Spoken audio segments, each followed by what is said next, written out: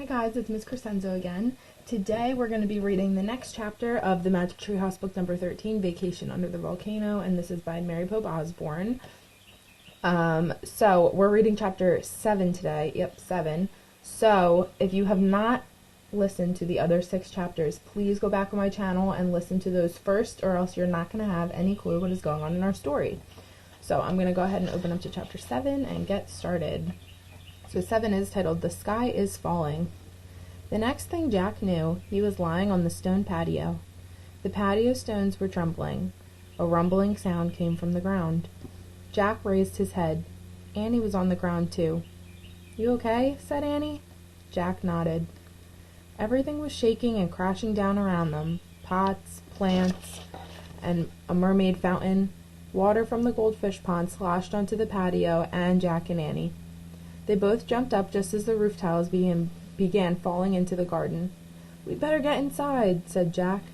He grabbed his leather bag. Then he and Annie stumbled into the scroll library. Giant cracks split the stone floor as Jack and Annie ran to a window and looked out. Glowing rocks were bursting through the sky above Mount Vesuvius. The whole top of the mountain had blown off. "What's happening?" said Annie. "I'll check," said Jack. He pulled out the Roman book. He read aloud from the section about the volcano. When a volcano erupts, hot melted rock called magma is pushed to the surface of the earth.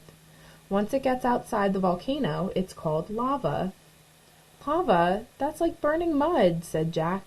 "It covers everything," cried Annie. Jack kept reading. There was no running lava from Mount Vesuvius. The magma from the volcano cooled so fast that it froze into small grayish-white rocks called pumice. A pumice rock is very light and has holes like a sponge. "That doesn't sound too bad," said Annie. "Wait, there's more," said Jack. He read on. A great cloud of pumice, ash, and burning rock shot miles into the air. When it rained down on Pompeii, it completely buried the town. "Oh man," said Jack, "this is a major disaster." "It's getting dark," said Annie. Jack looked out again. A thick black cloud was spreading over the earth like an umbrella. The sun vanished as the sky turned smoky gray. That must be the cloud of pumice and ash," said Jack. Just then the ground trembled again. Chunks of plaster from the ceiling fell on the scrolls. "We have to get out of here," said Annie. They ran from the scroll library into the garden. Ash and pumice began to fall. "We have to cover our heads," said Jack. They hurried from the garden into the dining room. "Look, pillows," said Annie. "Let's put them on our heads." They hurried to the couches beside the table and each grabbed a pillow. "Tie it around your head with your belt," said Jack. They both pulled off the belts from around their tunics. Then they tied on the pillows like giant hats.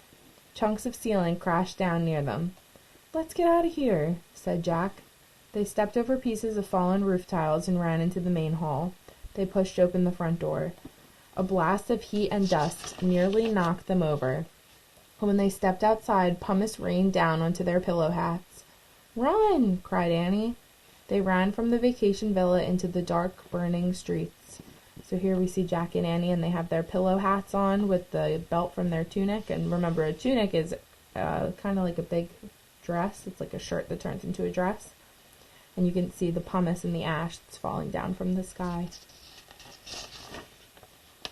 And we've made it to our next chapter. So that is it for right now. I hope that you guys enjoyed chapter 7 of Vacation Under the Volcano.